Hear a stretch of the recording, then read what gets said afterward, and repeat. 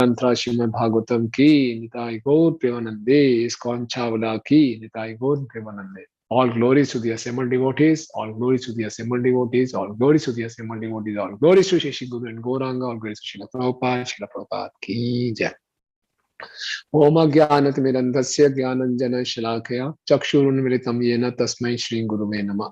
श्रीचैतन्यमनोभीष्टं स्थापितं येन भूतले स्वयं रूपकदा मह्यं ददाति स्वपदान्तिकं। वन्देऽहं श्रीगुरु श्रीयुतापदकमलं श्रीगुरुन् वैष्णवांश्च श्रीरूपं साग्रजातं सहगण रघुनाथान्वितं तं सजीवं साधुवैतं सावधूतं परिजनसहितं कृष्ण चैतन्यदेवं श्रीराधा कृष्णपादान् सहगण ललिता श्रीविशाखान्वितांश्च। हे कृष्ण करुणा सिंधु दीन बंधु जगतपते गोपेश गोपिका कांत राधा कांत नमस्तुते। तप्त कांचन गौरांगी राधे वृंदावनेश्वरी वृषभानुसुते देवी प्रणमामि हरिप्रिय।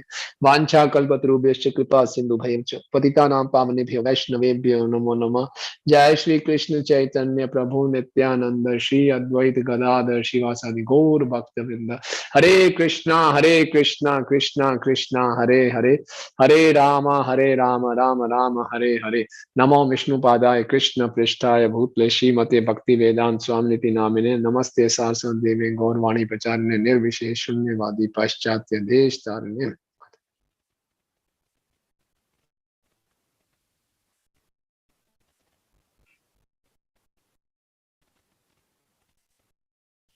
हरे कृष्णा।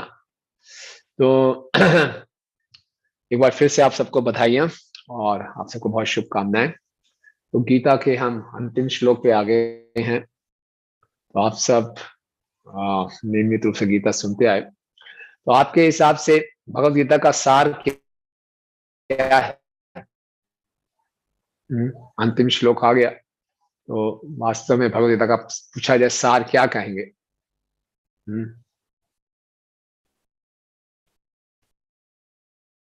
कौन बताएगा भगवत गीता का सार? कम से कम शब्दों में, एक शब्द में बताने तो बहुत ही अच्छा है, जितने कम शब्दों में सार।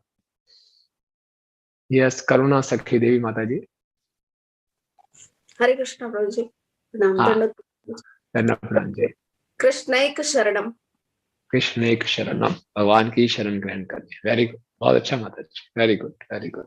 और कोई मानवी? Become devotee of Krishna, Krishna के भक्त बनो। Yes, very good. और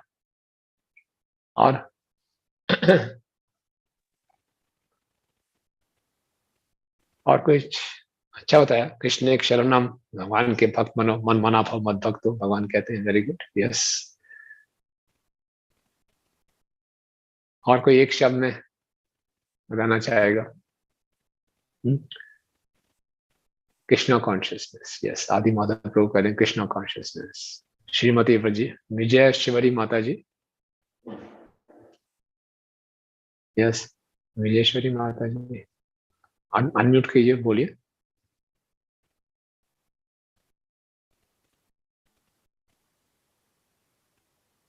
कृष्णस्तु भगवान स्वयं, अंजलि माता जी कह रहे हैं। विजयेश्वरी माता जी बोल नहीं रहे। यस, कृष्ण ही स्वयं भगवान है। हाँ, और कृष्ण की शरण में जाना है, कृष्ण के भक्त बनना है, और भगवान धर्म की स्थापना करते हैं। सर्वधर्मन परित्याज्य। यस, जय माधव प्रभु बोल रहे हैं। यस, सर्वधर्मन परित्याज्य। और प्रभुपाद जी ने धर्म का मतलब बताया है भगवान से प्रेम करना, यानी कि गीता का संदेश है, सार है प्रेम। सर्वधर्मान परित्याज्य माम एकम शरणम व्रज। भगवान बड़ी की विशेष बात है ना, प्रभुपाद अपने लेक्चर में बताते हैं। भगवान गीता के चौथे अध्याय में बोल रहे हैं कि मैं धर्म की स्थापना करने आया हूं, और 18वें अध्याय में बोल रहे हैं सारे धर्मों को छोड़ दो, है ना, और मेरी शरण में आ जाओ बस। तो बोले यही धर्म है, भगवान की शरण में जाना ही धर्म की परिभाषा ही है, कृष्ण की शरण ग्रहण करना। और शरण मतलब प्रेम करना। तो पूरी गीता बोली गई हमें सिखाने के लिए कैसे कृष्ण से प्रेम करना है ना, बस। और ये जो अंतिम श्लोक है, इसमें पिछले 4 श्लोकों से संजय बहुत ही रोमांचित हो रहे हैं, है ना, बहुत रोमांचित हो रहे हैं संजय। व्यासदेव जी को धन्यवाद दे रहे हैं, अपने गुरु जी को धन्यवाद दे रहे हैं कि उनकी कृपा से मैं ये सब कुछ डायरेक्टली सुन पाया, इतनी गुह्यतम बातें सुन पाया मैं किससे? योगेश्वर कृष्ण से, जो कि अर्जुन को डायरेक्ट खुद पर्सनली बोल रहे हैं, है ना? तो बोले राजन संस्मृत्य संस्मृत्य संवादमिद अद्भुतम केशव अर्जुन्यो पुण्यम ऋष्यामि च मुहुर्मुहुः। बार बार जैसे जैसे इसके बारे में सोच रहा हूं मैं एकदम रोमांचित हो रहा हूं।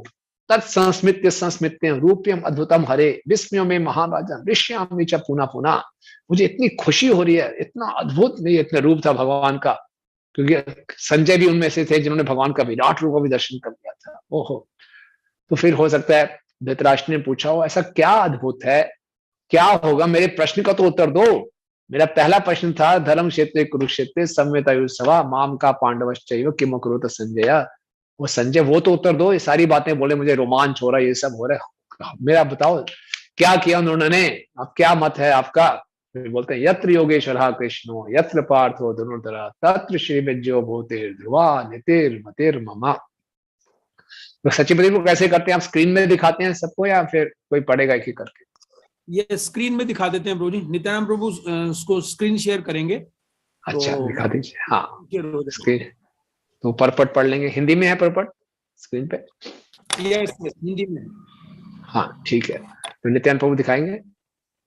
यस हाँ नित्यानंद प्रभु।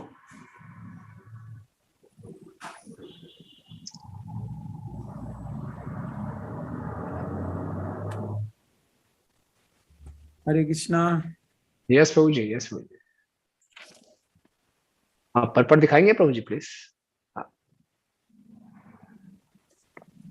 वंडरफुल। हाँ, जहां योगेश्वर कृष्ण है, जहां परम धनु अर्जुन है, वही ऐश्वर्य विजय अलौकिक शक्ति तथा नीति भी निश्चित रूप से रहती है, ऐसा मेरा मत है।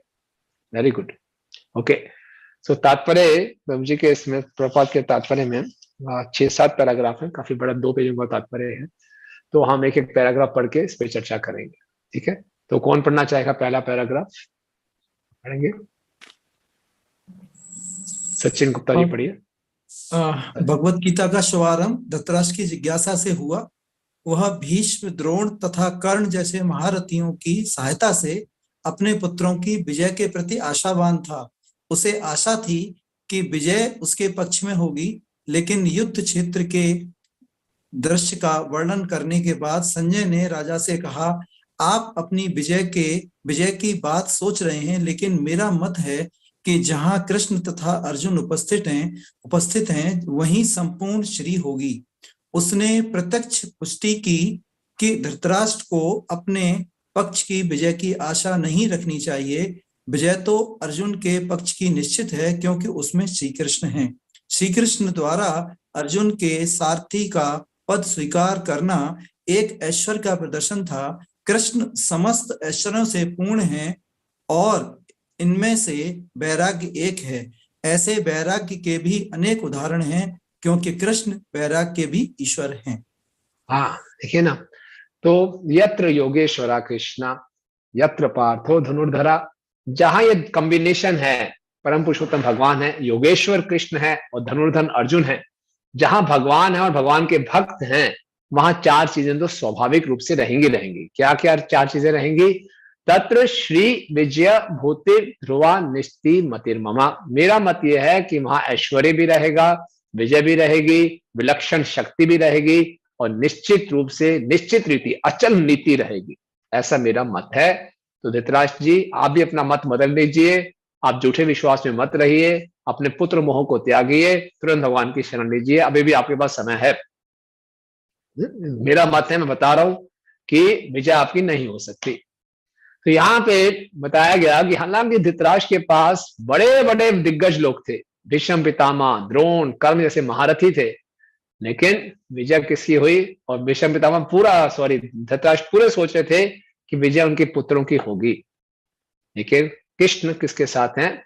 अर्जुन के साथ है, पांडवों के साथ हैं। तो इसलिए निश्चित रूप से जहां अर्जुन है, जहां कृष्ण है, श्री सब कुछ वही होगा। तो यहाँ पे बताया जा रहा है कि योगेश्वर हैं कृष्ण, कृष्ण योगेश्वर हैं।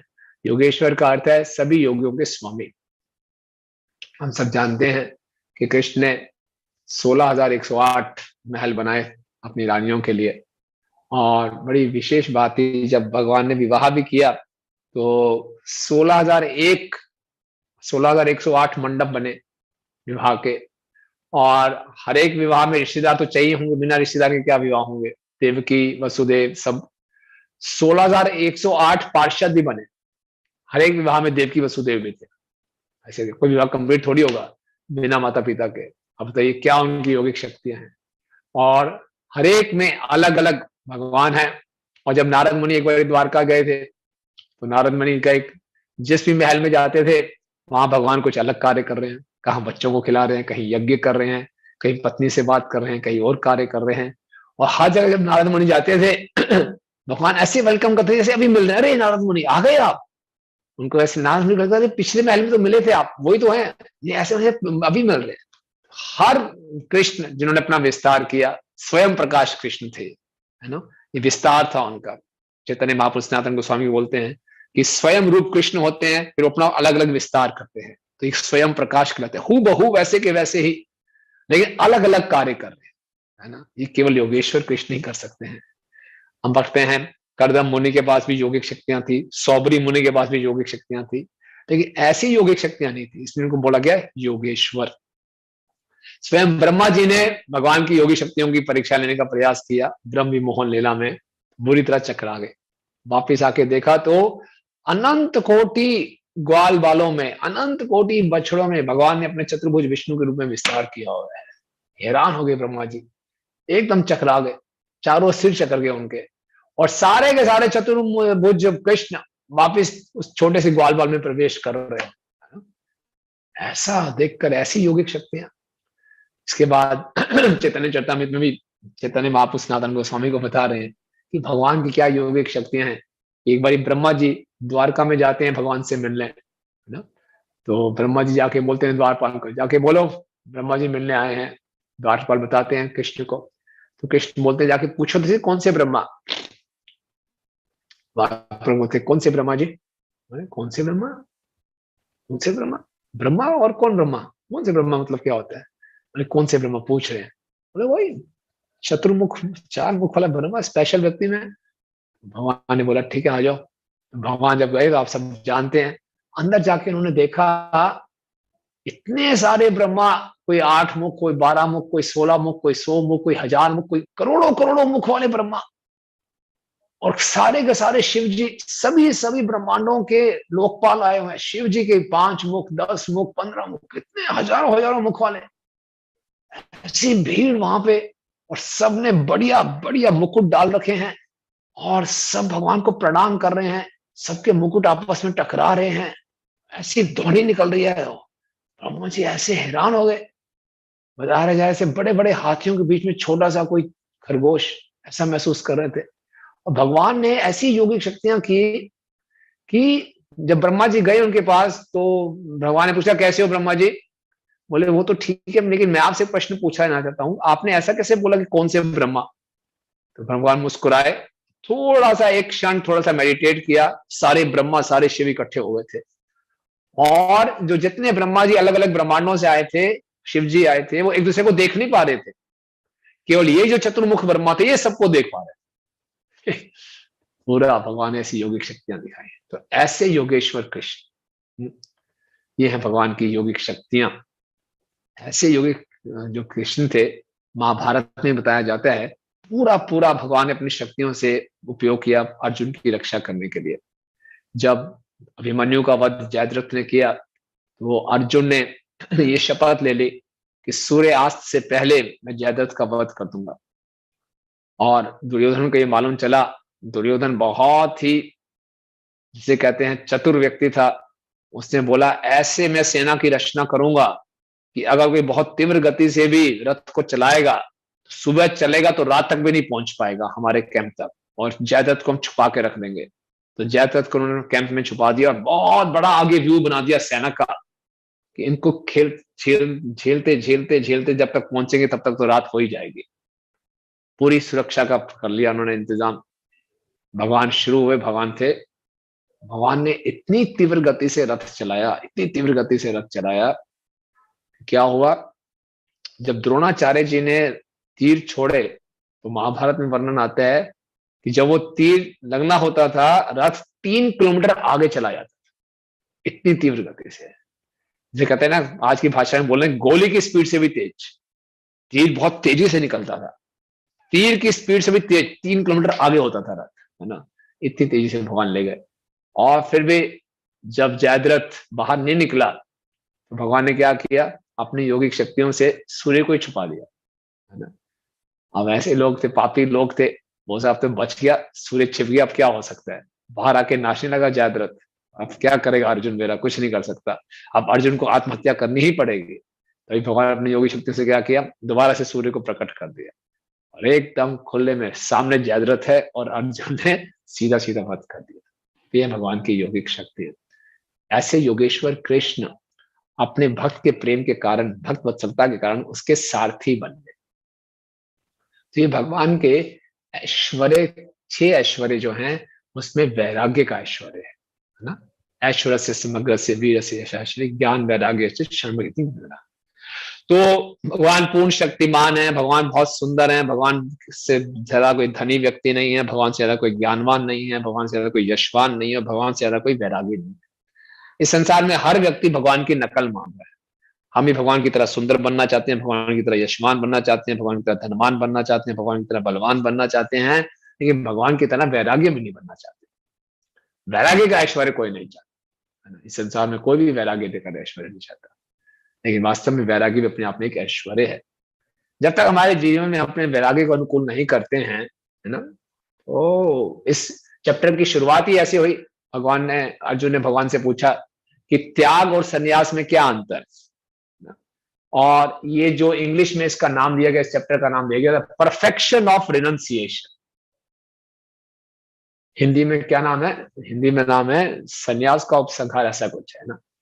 परफेक्शन ऑफ रिनंसिएशन, रिनंसिएशन वैराग्य की परिकाष्ठा। क्या परिकाष्ठा है, प्रेम, है ना। तो न ही संन्यस्त संकल्पो योगी भवति कश्चन, है ना, स सन्यासी च योगी च। अगर हमें भक्ति योगी बनना है, योगी बनना है, भगवान से जुड़ना है, तो सन्यासी बनना ही पड़ेगा। सन्यासी मतलब इस संसार से वैराग्य लेना। घर बैठे बैठे भी हमें सन्यासी बनना, हमारी चेतना को सन्यासी लेने वे हम सब सन्यास के लिस्ट में है कि है कि नहीं, आप सब सन्यास के लिस्ट में है कि नहीं, बताइए, है ना। हमने यहाँ पे क्यों आए हैं, परफेक्शन ऑफ रिनंसिएशन। सबको, जब तक हम सन्यासी नहीं बनेंगे, सन्यास नहीं लेंगे, कृष्ण से कैसे जुड़ेंगे, तो संसार से जुड़े रहेंगे। तो भगवान हमें सिखा रहे हैं कि वैराग्य में बहुत आनंद है। भगवान को बहुत आनंद आ रहा है अर्जुन का साथी बन के। और आप सब जानते हैं कि उस समय में अर्जुन कृष्ण से कैसे कम्युनिकेट करते थे। राइट टर्न करता था तो कृष्ण को लात, बाहिने कंधे पे, दाहिने कंधे पे अर्जुन को लात मारनी पड़ती थी। त्रिलोकीनाथ भगवान को लातें खानी पड़ रही हैं अपने भक्त की, आप सोचिए। और भगवान को इसमें आनंद आ रहा है ना। भक्त, ये प्रेम है, अपने प्रेमी के लिए कुछ भी त्यागने को तैयार हो। और भगवान ऐसे रिनंसिएशन है। एक बार प्रभुपाद से किसी ने पूछा, प्रभुपाद मुझे शक्ति दीजिए, मैं अपना सब कुछ रिनाउंस करना चाहता हूं। प्रभुपाद जी ने कहा, आपके पास है क्या जो रिनाउंस करोगे। एक तो सबसे बड़ी गलती है कि मैंने बहुत बड़ा त्याग किया। अरे आपके पास है क्या, सब कुछ तो भगवान का है, ईशावास्य एकदम सर्वम, तो आप क्या रिनाउंस करोगे। तो हम तो कुछ रिनाउंस कर नहीं सकते, सब कुछ भगवान का है। जब एक बार भगवान द्वारका में थे तो रुक्मिणी के साथ बहुत परिहास कर रहे थे।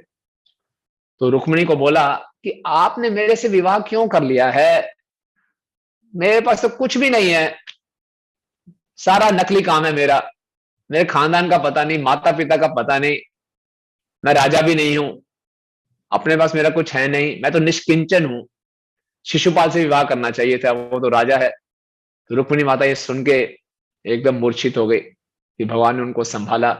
फिर एक एक करके रुक्मिणी ने बहुत अच्छे जवाब दिए। इस बात का जवाब दिया कि कृष्ण, आपने बोला आप निष्किंचन है, आपके पास कुछ भी नहीं है, ये बिल्कुल सही बात है, आपके पास कुछ है ही नहीं, क्योंकि आप ही सब कुछ हो। बड़ी गहरी बात बोली रुक्मिणी माता ने कि आप ही सब कुछ हो। कैसे आप ही सब कुछ हो, मया तथा मिदम सर्वं जगत अव्यक्त मूर्ति ना। भगवान एक एक कण में है, अगर मुझे कहना है कि ये स्मार्टफोन मेरा है तो मुझे इस फोन से अलग होना पड़ेगा। ये गाड़ी मेरी है, ये घर मेरा, तो मुझे इस घर से, इस गाड़ी से अलग होना पड़ेगा, तभी तो बोलूंगा ये मेरा है। जब भगवान एक एक कण में है, भगवान से कुछ अलग है ही नहीं, तो भगवान किसी भी वस्तु को कह ही नहीं सकते ये मेरी है। इसका मतलब आपके पास तो कुछ है ही नहीं। रुक्मिणी माता ने बिल्कुल सही बोला, आप निष्किंचन। समझ गए इस बात को, कैसे रुक्मिणी माता ने जस्टिफाई किया कि आप निष्किंचन है। तो अब प्रश्न ये उठता है, प्रभुपाद जी के अनुसार, प्रभुपाद कह रहे हैं आप कुछ रिनाउंस कर नहीं सकते, त्याग कर नहीं सकते, कि आपका कुछ है नहीं। रुक्मिणी माता कह रही है कृष्ण को, आप क्या रिनाउंस करोगे, आपके पास भी कुछ नहीं है, क्योंकि आप ही सब कुछ हो। तो त्याग करता कौन है? ना मैं त्याग कर रहा हूं, ना भगवान त्याग कर रहे हैं। त्याग है क्या? आप समझिए, भगवान के त्याग का वैश्वर्य कैसे हुआ? जब भगवान सब जगह ही है, भगवान से अलग कुछ है ही नहीं, एक कण भी भगवान से अलग नहीं है। ऐसा नहीं कि भगवान के पास कुछ है तो भगवान उसको त्याग रहे हैं, समझ रहे हैं? और एक जीव के पास कुछ होता ही नहीं, जीव तो पूर्ण रूप से भगवान पे निर्भर है। तो ये त्याग का ऐश्वर्य है क्या? भगवान किसको त्याग रहे हैं और हमें क्या त्यागना है? त्यागना तो है कुछ। प्रश्न क्लियर हुआ?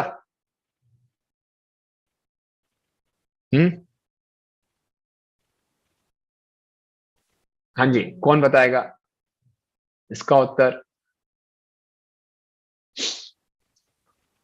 भगवान कुछ त्यागेंगे नहीं, भगवान ही सब कुछ है। जीव कुछ त्याग नहीं सकता, जीव कुछ है नहीं। यस, नित्य विशाखा माता जी बताएंगे क्या इसका उत्तर हो सकता है?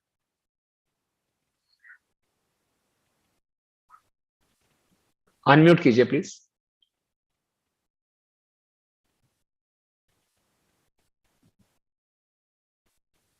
अनम्यूट नहीं हो रहा।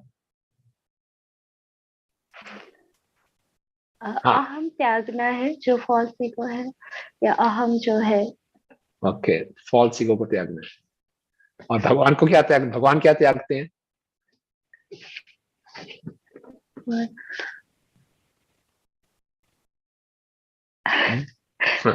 गुड। उन्हें तो भगवत त्याग, क्या त्यागते हैं?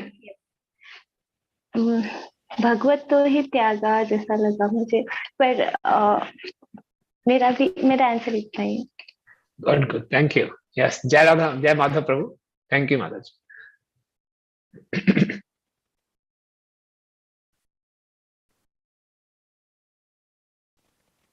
यस, जय माधव प्रभु, आप अनम्यूट कीजिए।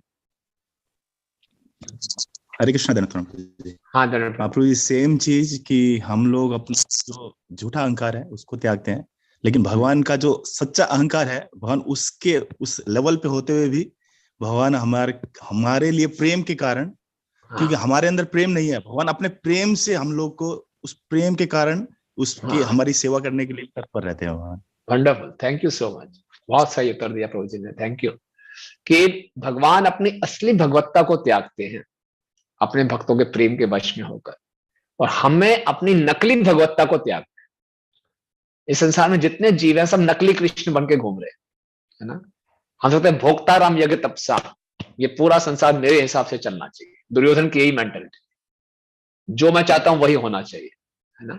भगवान की क्या योजना, मुझे कुछ लेना देना नहीं।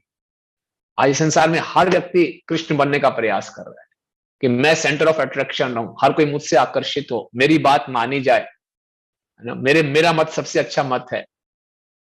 तो ये जो नकली भगवत्ता है इसको त्यागना है, इस ईश्वर भाव को त्यागना है, हमें ये त्यागना है। और भगवान से हमने प्रेरणा लेनी कि भगवान होते हुए भी सब कुछ त्याग देते हैं अपने भक्तों से सेवा लेने के लिए, भक्तों की सेवा करने के लिए भी। अर्च विग्रह के रूप में देखिए भगवान आते हैं, अर्च विग्रह में भगवान अपनी शक्ति दिखाते ही नहीं, दिखाते हैं चलो मैं तो पूर्ण रूप से आप पर निर्भर हूं, आप खिलाओगे तो खा लूंगा, आप नहलाओगे तो नहा लूंगा, आप कपड़े डालोगे तो डाल लूंगा। ये बहुत बड़ा विज्ञान है, मूर्ख लोग इसको समझ नहीं पाते। वो बोलते देखो भगवान अपनी रक्षा नहीं कर सकते, चुहा चढ़ गया, हाँ ये क्या हमारी रक्षा करेगा? अरे देखो, भगवान ने छोटे जीव के पास कोई शक्ति होती भी नहीं, फिर भी अपना इंप्रेशन जमाते हैं बहुत शक्तिमान हूं। भगवान के पास सब कुछ होते हुए भी हमें सेवा का मौका देने के लिए भगवान अर्च विग्रह के रूप में आ जाते हैं। तो ये योगेश्वर कृष्ण है जिनमें वैराग्य है ना। अनो अनियम महतो मह्यम, भगवान छोटे से छोटे हो सकते हैं, बड़े से बड़े हो सकते हैं। दुर्योधन इस बात को नहीं समझ रहा कि कौन पांडवों की तरफ है, इसलिए उनकी विक्ट्री, उनकी विजय निश्चित है। ये संजय अपना मत दे रहे हैं। सो अगला पैराग्राफ पढ़ेंगे प्रभु जी, so that we don't get side track. Sorry, share करेंगे इसकी।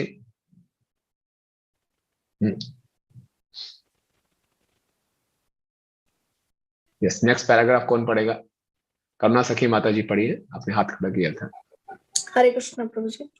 हाँ, युद्ध तो वास्तव में दुर्योधन तथा युधिष्ठिर के बीच था। अर्जुन अपने ज्येष्ठ भ्राता युधिष्ठिर की ओर से लड़ रहा था। चूंकि कृष्ण तथा अर्जुन युधिष्ठिर की ओर थे, अतएव युधिष्ठिर की विजय ध्रुव थी।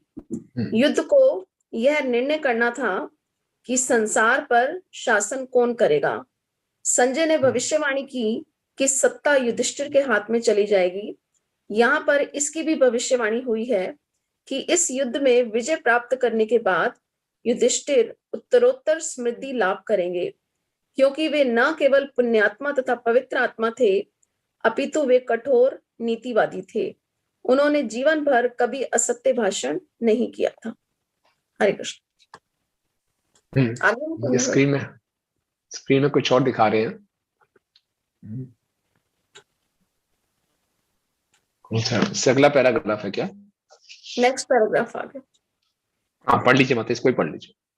ठीक है, हरे कृष्ण। ऐसे अनेक अल्पज्ञ व्यक्ति हैं जो भगवत गीता को युद्ध स्थल में दो मित्रों की वार्ता के रूप में ग्रहण करते हैं, लेकिन इससे ऐसा ग्रंथ कभी शास्त्र नहीं बन सकता। कुछ लोग विरोध कर सकते हैं कि कृष्ण ने अर्जुन को युद्ध करने के लिए उकसाया, जो अनैतिक है, लेकिन वास्तविकता तो यह है कि भगवत गीता नीति का परम आदेश है। यह नीति विषयक आदेश 9वें अध्याय के 34वें श्लोक में है। मन मना भव मद भक्त।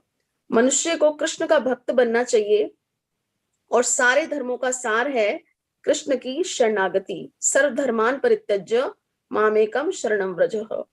भगवत गीता का आदेश धर्म तथा नीति की परम विधि है।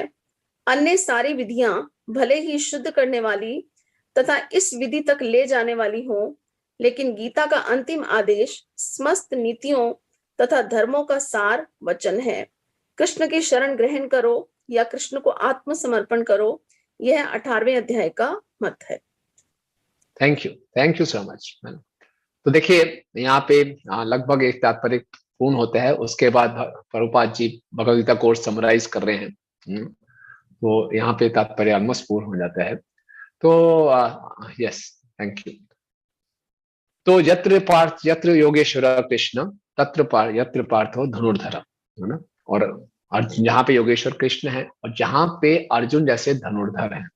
अर्जुन भी कोई साधारण जीव नहीं थे। अर्जुन, आप जानते हैं, अर्जुन के पास पशुपात अस्त्र था। अर्जुन जी ने शिव जी से भी लड़ाई की हुई थी, शिव जी को भी बहुत प्रभावित किया था। अर्जुन स्वर्गलोक में भी चले गए थे इसी देह में। और अर्जुन ने क्या सहायता इंद्र ने ली थी, एक निवात कच्छ असुर के वध करने के लिए। अर्जुन में इतनी शक्ति थी, है ना। लेकिन ये अर्जुन जब भगवान अपने धाम छोड़कर चले गए तो युधिष्ठिर ने अर्जुन को भेजा था द्वारका में, जाओ भगवान के समाचार लेके आओ। अर्जुन 7 महीने तक नहीं लौटे। तो युधिष्ठिर बहुत चिंतित हो गए थे।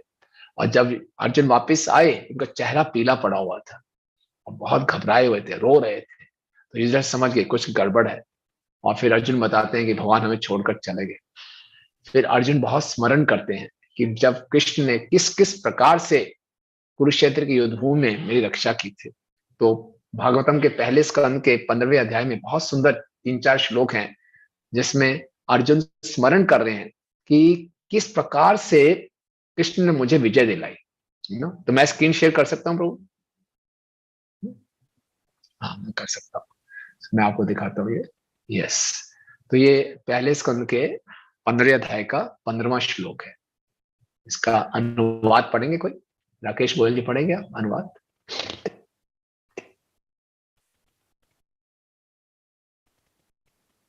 अनम्यूट कीजिए।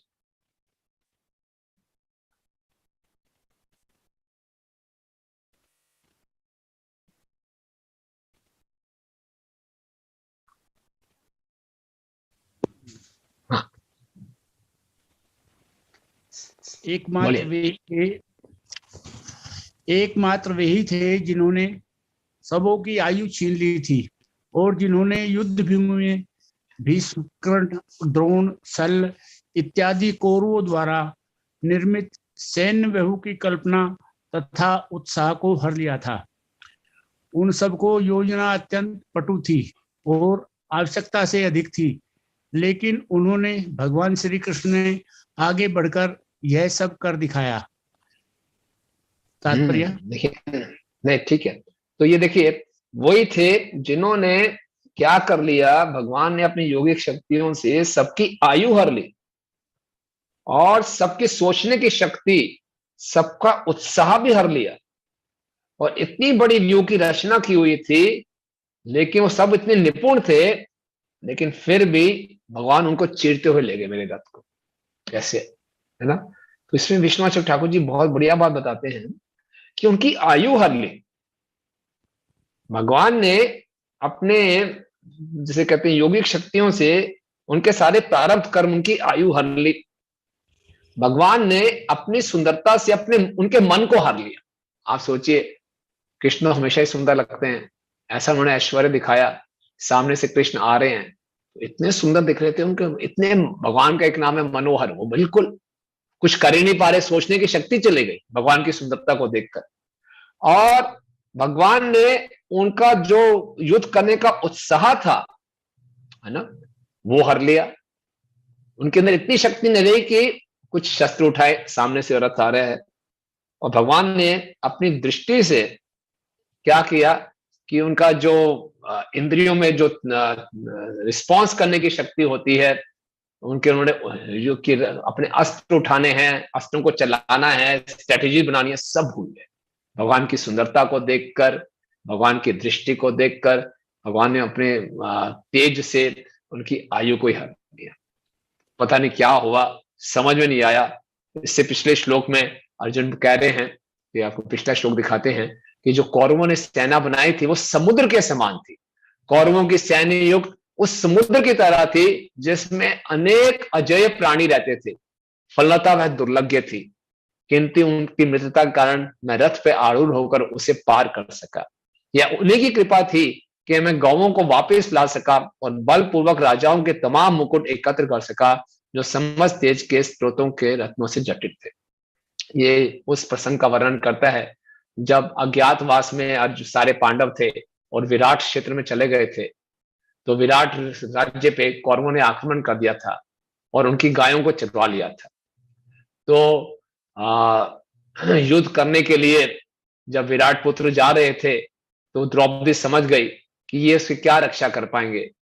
तो अर्जुन बृहतनाल था, वो उत्तरा को संगीत सिखा रहे थे, तो अर्जुन बोला मैं सारथी बन के जाऊंगा, और बृहतनाल के वेश में अर्जुन गए थे और उन्होंने कौरवों को हरा दिया था। तो अर्जुन सब याद करें कि मेरे अंदर जो शौर्य था ये सब भगवान की कृपा से आया।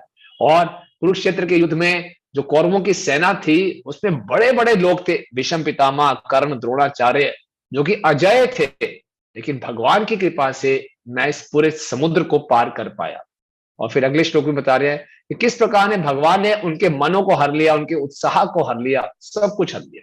तो इसके तात्पर्य में प्रभुपाद जी लिखते हैं कि भगवान अपने भक्तों के लिए सब कुछ करते हैं। देखिए यहां से आप पढ़ेंगे, इस दिव्य कार्य को सुगम बनाने के लिए उन्होंने अपनी परम शक्तिमान इच्छा से विरोधी पक्ष के उन सभी लोगों को मार डाला। विरोधी पक्ष में भीष्म, द्रोण और शल्य जैसे महान सेनापति थे। अतः इस युद्ध में यदि भगवान ने सब प्रकार की युक्तियों से सहायता ना की होती तो अर्जुन का जीतना असंभव था। सामान्यतः ऐसी युक्तियां आधुनिक राजनीति में सभी नीतिज्ञों द्वारा अपनाई जाती हैं, लेकिन ये सभी भौतिक शक्तिशाली गुप्तचर, सैन्य निपुणता, राजनीतिक दांवपेच द्वारा संपन्न की जाती है। चूंकि अर्जुन भगवान के प्रिय भक्त थे, अतः भगवान ने स्वयं यह सब किया। अर्जुन को इसकी चिंता नहीं करनी पड़ी कि भगवान की भक्ति में सेवा की विधि ऐसी होती है। हम केवल भगवान की भक्ति में जुड़े, भगवान हमारे लिए सारे कष्ट उठाते हैं, भगवान हमारे लिए सारी योजनाएं बनाते हैं। भगवान ने सारी योजनाएं बनाई कि अर्जुन की कैसे रक्षा करनी है इन बड़े बड़े दिग्गजों से, कि उनकी सारी शक्ति ही हर ली। हमें केवल क्या करना है, भगवान की भक्ति में जुड़ना है। कई बार हम सेवा कर रहे होते हैं, इसमें जुड़े होते हैं, तो हमें लगता है कि पता नहीं हम भगवत धाम जा पाएंगे नहीं जा पाएंगे, ऐसे कई बार हम प्रश्न उठाते हैं, है ना। प्रभु जी अंतिम समय भगवान का स्मरण होगा नहीं होगा, हम इतनी मेहनत कर रहे हैं 16 माला जप करने के लिए, भगवत धाम जा पाऊंगा नहीं जा पाऊंगा, कई बार ऐसे प्रश्न पूछा जाते हैं। तो इसके उत्तर में विष्णु चक्र ठाकुर जी को कोट करते हैं श्रील प्रभुपाद कि एक शिष्य को कभी इसकी चिंता नहीं करनी चाहिए कि मैं भगवत धाम जाऊंगा नहीं जाऊंगा, है ना। ये सारा कार्य गुरु की जिम्मेवारी है, हमें केवल अपनी जिम्मेवारी को पूरा करना है। हम केवल जो हमें आज्ञा मिली है उसको पूरा करें, बाकी कृष्ण और गुरु संभालेंगे। यहां देखिए अर्जुन के लिए भगवान सारी योजनाएं बना रहे हैं, जैसे एक राजनीतिक योजना बनाते हैं, भगवान अपनी योजना बना रहे हैं, अर्जुन तो केवल निमित्त मात्र बनना। तो अर्जुन को जितनी भी शक्ति मिले, ये भगवान के ऐश्वर्य का वैराग्य है, करते हैं भगवान सब, लेकिन सारा का सारा क्रेडिट किसको दे देते हैं, अपने भक्तों को दे देते हैं।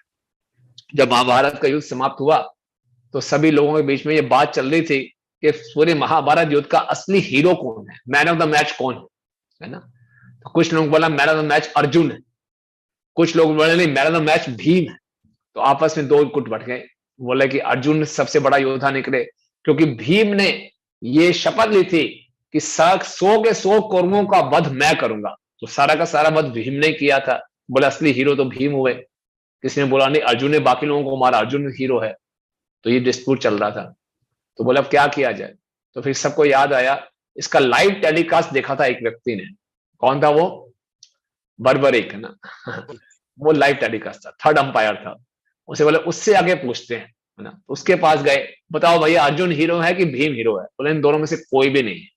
बोले कौन है, बोले असली हीरो तो कृष्ण है। बोले कैसे, वो तो खाली रथ चला रहे थे। बोले नहीं, जितने भी सैनिकों का वध हुआ ना अर्जुन के तीरों से हुआ ना भीम से हुआ। हमने देखा जिसका भी वध होना होता था उसका सर काटने के लिए सुदर्शन चक्र आता था, नाम होता था अर्जुन का तीर चल रहा है या वो चल रहा। तो असली हीरो कौन हुए, कृष्ण हुए। लेकिन क्रेडिट सारा किसको दिया, अपने भक्तों को दिया। तो इस श्लोक में भी हमने देखा भगवान ने सारी स्ट्रेटेजीज बनाई, भगवान ने अपनी योगिक शक्तियों के द्वारा उनका उत्साह हर लिया, उनके मन को हर लिया, उनके सोचने की शक्ति को हर लिया, और अर्जुन बड़े आसानी से निकल गए। इसके बाद आगे एक श्लोक में बोलते हैं कि जब अर्जुन जयद्रथ को मारने जा रहे थे और इतना तेज रथ चल रहा था, घोड़े थक गए और घोड़ों को पानी पीना था। तो अर्जुन ने जमीन पे तीर छोड़ा और जमीन से पानी निकला, और अर्जुन रथ से नीचे उतर चुके थे और घोड़ों को पानी पिला रहे थे, और सामने शत्रु देख रहे हैं कि अर्जुन ऐसे है, और शत्रुओं के पास पूरा मौका था कि अर्जुन का वध कर सकते हैं, फिर भी नहीं किया।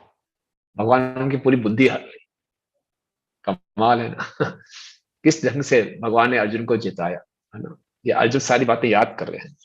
फिर अर्जुन कह रहे हैं कि इतना सब कुछ होते हुए भी जब कृष्ण अप्रकट हो गए और मैं वापस कृष्ण की रानियों को लेकर आ रहा था, तो मुझे रास्ते में कुछ आदिवासी मिले, उन्होंने मुझसे युद्ध किया और मैं हार गया।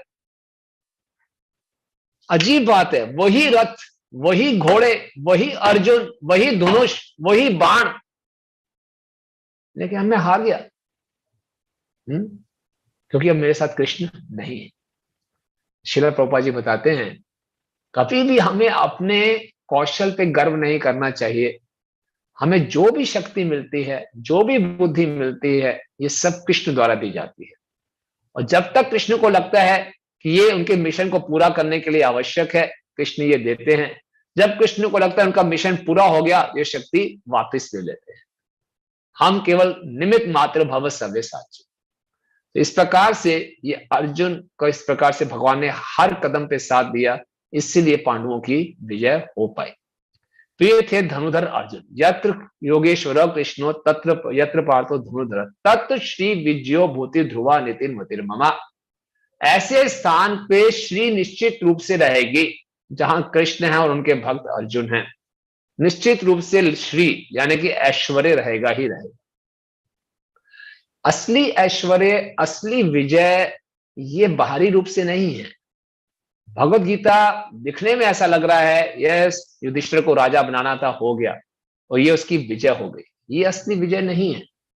असली विजय, क्योंकि भगवान गीता के 18वें अध्याय में बोल रहे हैं कि अर्जुन, अगर तुम मेरी आज्ञा का पालन नहीं भी करोगे तब भी तुम युद्ध तो लड़ोगे ही लड़ोगे।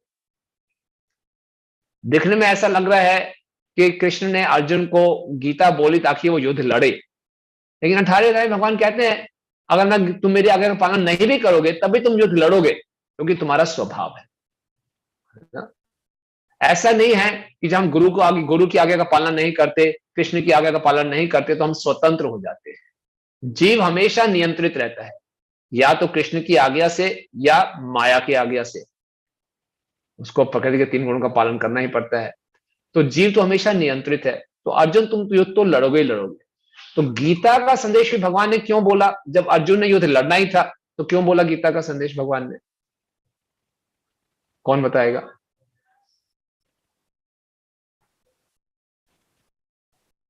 आपने पढ़ा ना 18वें अध्याय में, भगवान ने बोला कि अगर मेरा कहना नहीं भी मानोगे तब भी तुमने युद्ध तो लड़ना ही है, तुम्हारा स्वभाव है। फिर भगवान ने गीता बार बार हर चैप्टर में क्यों उसको बोलते हुए युद्ध लड़ो युद्ध लड़ो? यह शक्ति स्वरूप माता जी। हरे कृष्ण बोले, प्रणाम, धन्यवाद जी। हाँ। ये हमें शिक्षा देने के लिए भगवान ने कहा, अर्जुन के माध्यम से शिक्षा हमें दी गई। भगवान ने क्या शिक्षा दी हमें? कि हमें हर स्थिति में जो है वो माया से युद्ध करना ही है। इस संसार में अगर हम लोग हैं तो हमें प्रत्येक जो कार्य, चाहे भक्ति का क्षेत्र हो और चाहे वो भौतिक क्षेत्र हो, तो प्रत्येक क्षेत्र के अंदर युद्ध ही है। एक तरह से माया से भी है और संसार से भी है, तो वो हमें करना है, उसको हम छोड़ नहीं सकते। ठीक है, ये भी अच्छी अंडरस्टैंडिंग है, बट पूरा परफेक्ट नहीं, क्षमा करें, एकदम टू द पॉइंट नहीं है। क्या है और कोई गैस करेगा? करुणा सखी माता जी। हरे कृष्ण प्रभु जी। तो जैसे कि माता जी ने बताया कि युद्ध तो करना ही करना है, लेकिन भगवान उसमें रक्षा करेंगे अगर हम भगवान के लिए कार्य करेंगे। तो अपने जीवन को भी अगर हम भगवान की इच्छा के अनुसार ढालेंगे ना, जैसे कि श्रील प्रभुपाद कहते हैं कि अपने जीवन को इस प्रकार से ढालें कि कृष्ण की अनुकूलता में सारा कार्य हो। Yes, very good. यस, इसलिए युद्ध गीता का संदेश बोला गया कि अर्जुन की चेतना को ऊपर उठाया जाए, केवल अर्जुन की चेतना को बदलने के लिए। युद्ध तो लड़ना ही लड़ना था अर्जुन ने, कि मेरे लिए लड़ो, मेरी प्रसन्नता के लिए लड़ो, इसलिए गीता का संदेश दिया गया। और वास्तव में ये असली विजय है। विजय तो अर्जुन की होनी थी, फिर भगवान ने पहले विश्व रूप दिखा दिया था कि इन सबको मैं मार चुका हूं, और अर्जुन नहीं भी लड़ाई लड़ते, लड़ाई तो लड़ता ही लड़ता अर्जुन अपने स्वभाव के कारण, और भगवान ने उनको जिताना ही जिताना था। तो बाहरी रूप से एक विजय ठीक है, महाविजय हो गई, लेकिन असली विजय क्या है कि जब कोई जीव अपनी इच्छा को कृष्ण की इच्छा के अनुकूल कर लेता है तो जीव के लिए विजय है। भागवतम के 10 मुख्य विषय हैं, अतः सर्व सर्गश्च स्थानम पोषणम उतया। तो इसमें जो स्थान है उसकी जो वर्णन करते हैं सुखदेव गोस्वामी, स्थान क्या है कि स्थिति वैकुंठ विजय, ऐसी स्थिति में आना कि वैकुंठ कृष्ण की विजय हो जाए। कृष्ण की विजय कैसे हो? कृष्ण ने जिस उद्देश्य से इस भौतिक जगत की रचना की है, जीव को इस भौतिक जगत में उस ढंग से रहना है कि कृष्ण का उद्देश्य पूरा हो जाए। क्या उद्देश्य है कृष्ण का इस भौतिक जगत की रचना करने का?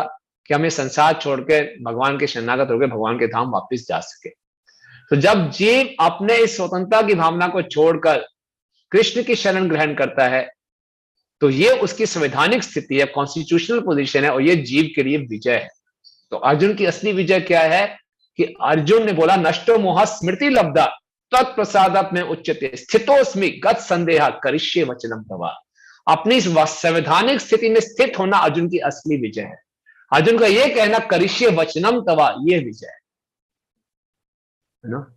तो विजय बाहरी रूप से नहीं है। बाहरी रूप से विजय हो या ना हो ये विशेष बात नहीं है। हम भागवतम के 6 स्कंद में देखते हैं वृत्तासुर और इंद्र के बीच में युद्ध चल रहा है ना। इंद्र को भगवान ने साक्षात दर्शन दिए और इंद्र को भगवान ने बताया कि आप दधीचि मुनि के पास जाइए, ये वज्र अस्त्र बनाइए, इसी वज्र अस्त्र से वृत्तासुर का वध होगा। तो पूरा युद्ध चल रहा है और वृत्तासुर इतना विशाल था, उसे तो इंद्र को निगल ही लिया था। और उसको देखकर इंद्र के हाथ से वज्र छूट भी गया था। इंद्र थर थर कांप रहे थे। इंद्र को भगवान ने साक्षात बोला था कि तुम जीत जाओगे, लेकिन इंद्र की श्रद्धा हिल गई। इंद्र को लगा कि भगवान ने कहीं कोई डबल खेल तो नहीं खेल दिया, डबल क्रॉस तो नहीं कर दिया, वृत्तासुर को जिता देंगे भगवान, वृत्तासुर इंद्र बन जाएगा, मैं तो कहीं का नहीं रहूंगा। इंद्र को चिंता थी कि मैं विजयी हो जाऊं, मुझे शासन मिल जाए स्वर्ग का। वृत्तासुर की यह चिंता थी कि इंद्र मुझे जल्दी मारे ताकि मैं भगवान के धाम जाऊं।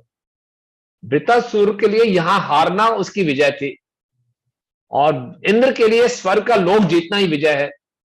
तो श्रीला प्रभुपाद जी बता रहे हैं कि वृत्तासुर हालांकि असुर था, लेकिन कार्य वो सुर वाले कर रहा था, क्योंकि उसने अपना सुर भगवान के सुर के साथ मिला दिया था। और जो इंद्र है, कहने को देवताओं का राजा है, लेकिन वो इतना इनसिक्योर हो रहा था, इतना ज्यादा वो अपने परिणाम के प्रति चिंतित था, उसको भगवान पे संशय हो रहा था कि भगवान ने मुझे सही वचन दिया कि नहीं दिया। तो एक प्रकार से इंद्र देवता होते हुए भी वो असुर जैसी मानसिकता रख रहा था। तो इस संसार में हम हारते हैं, जीतते हैं, कई बार ऐसा नहीं सोचना चाहिए। हालांकि हम गीता महात्म्य पढ़ेंगे पद्म पुराण में, वहां ऐसी बहुत सी कथाएं हैं कि गीता के श्लोकों का उच्चारण करके किसी की विजय प्राप्त हो गई। ये भौतिक विजय हो भी सकती है, नहीं भी हो सकती है। हमारी श्रद्धा इस बात पर आधारित नहीं होनी चाहिए। हमें यह जानना चाहिए एक जीव की असली विजय क्या है, क्योंकि संसार में हमने जीत भी गए तो क्या पा लिया। असली जो जीव की हार है वो है कृष्ण को भूलना, और उसकी विजय है हमेशा कृष्ण के शरणागत रहना, कृष्ण का हमेशा स्मरण करना। तो अर्जुन की असली विजय तब हुई जब उसने बोला करिष्ये वचनम तव, कि आप जैसा कहेंगे मैं कर लूंगा। विजय उस अर्जुन ने नहीं कहा पक्का है ना भगवान मेरे को विक्ट्री दिलाओगे ना, विजय दिलाओगे ना, नहीं, आपके वचन मैंने पूरा करना है, बस आपकी इच्छा को मैंने पूरा करना है, ये विजय है। श्रीला प्रभुपाद जी ने 1922 में आदेश पाया अपने गुरु महाराज से विदेश जाने के लिए, और प्रभुपाद प्रयास करते रहे। 43 साल तक कोई सफलता नहीं मिली प्रभुपाद जी को, लेकिन प्रभुपाद फिर भी विजयी रहे। क्यों? कभी गुरु के आदेशों को भूले नहीं। दिखने में लगेगा प्रभुपाद विफल रहे, नहीं, प्रभुपाद सफल रहे, क्योंकि प्रभुपाद ने कभी भी अपने गुरु, प्रभुपाद बोले ऐसा कभी भी क्षण नहीं था कि मैं अपने गुरु को भूला हूं। तो ये है असली विजय। तो भगवत गीता हम पढ़ेंगे तो हमेशा विजयी रहेंगे। क्या निष्कर्ष निकालेंगे भगवत गीता की बात? करिष्ये वचनम तव, जैसा कृष्ण कहेंगे, जैसा कृष्ण के प्रमाणिक प्रतिनिधि कहेंगे, मैं वैसा करूंगा। बाहरी रूप से हमें हो सकता है सफलता मिले ना मिले, कोई दिक्कत नहीं है। विजय होनी चाहिए हमारी चेतना की, कि मेरी चेतना पूर्ण रूप से अलाइंड है गुरु के आदेशों के ऊपर। तो ये है असली विजय। इसी प्रकार असली ऐश्वर्य क्या है ना? असली ऐश्वर्य है, यस, सब कुछ प्राप्त होगा, जहां कृष्ण है वहां लक्ष्मी जी होंगी, लेकिन असली ऐश्वर्य है संपन्नता, हमारी संतुष्टि, है ना, कि हम पूरे संतुष्ट हैं।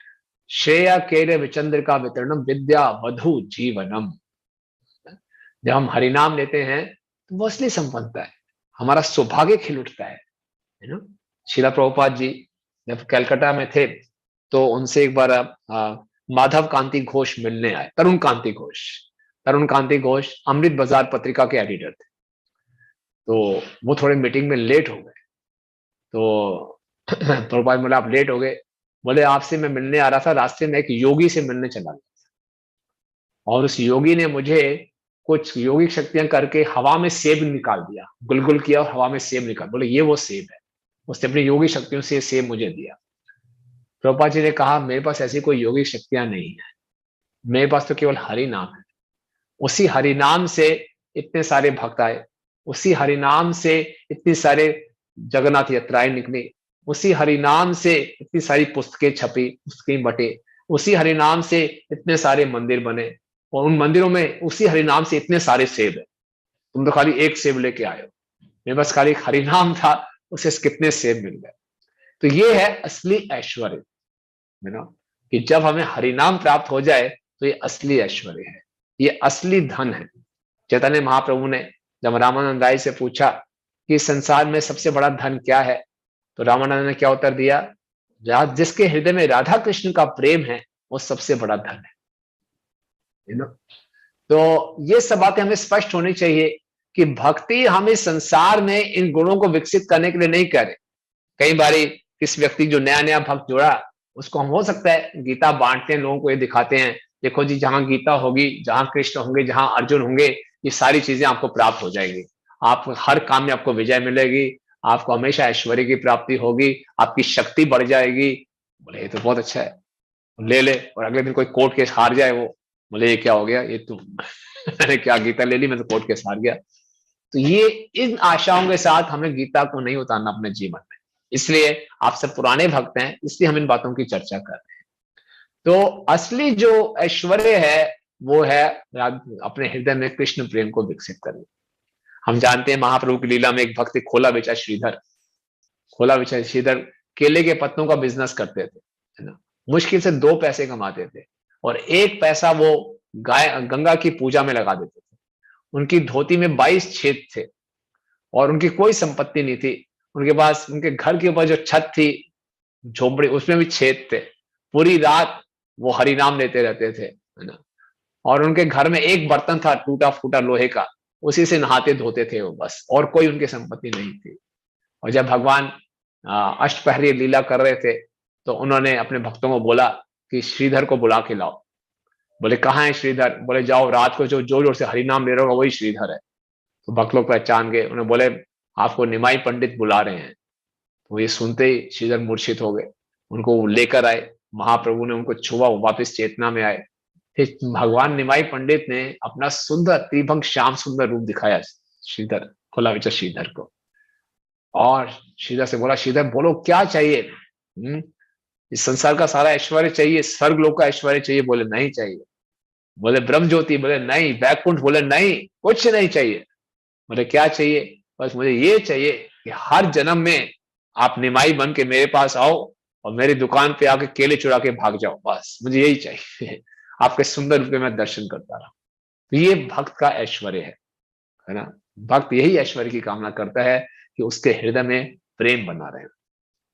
हम जो धन चाहते हैं, क्यों चाहते हैं धन? एक संसार में धन की क्या आवश्यकता है? धन से अपनी किन किन जरूरतों को हम पूरा करते हैं? धन क्यों चाहिए?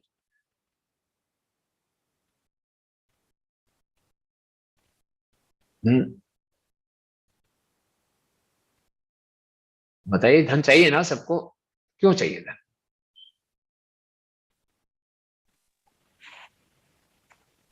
वही भौतिक जीवन व्यापन करने के लिए।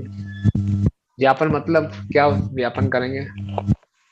भौतिक जीवन को जीने के लिए कुछ आवश्यकताएं होती हैं उनके लिए। अच्छा, आवश्यकताओं को पूरा करने के लिए। अच्छा, और यस शक्ति सुपा माता जी?